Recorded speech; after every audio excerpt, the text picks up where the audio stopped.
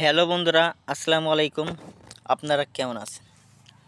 তো বন্ধুরা, আশা করি সকলেই আল্লাহ তাআলার রহমতে ভালো আছেন।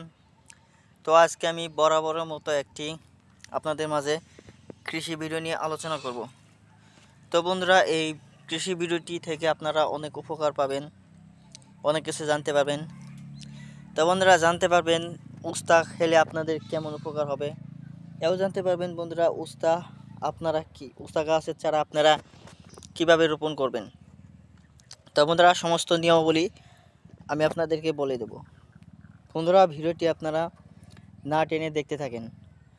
যদি বন্ধুরা আপনারা ভিডিওটি টেনে দেখেন, তাহলে কিন্তু বন্ধুরা অবশ্যই আপনারা উস্তা গাছের চারা ভালোভাবে কীভাবে রোপণ করতে হয় তা কিন্তু বন্ধুরা আপনারা জানতে পারবেন না। ফলে আপনারা অভিজ্ঞ কৃষকদের মতো এই উস্তা গাছের ফলন বন্ধুরা করতে পারবেন না, এবং কি ফলন না করলে বন্ধু আপনারা অনেক কিন্তু লোকসানের মধ্যে পড়ে যাবেন।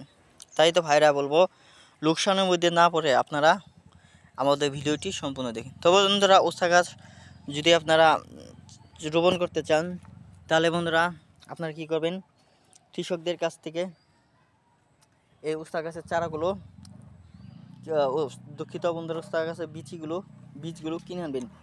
কিনে আনার পর বন্ধুরা সেই বীজগুলো আপনারা আপনাদের জমিতে ভালোভাবে মাটিগুলো আলগা করে, এবং কি মাটির যাতে করে উর্বরতা থাকে, মাটির মধ্যে যদি রস থাকে, সেসব জমিতে আপনারা সেই বীজগুলো রোপণ করুন।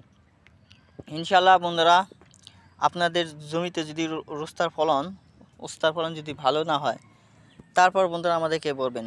তো বন্ধুরা, কারণ হচ্ছে আপনাদের জমিতে ভালো উস্তা হবে। ধন্যবাদ আপনাদেরকে।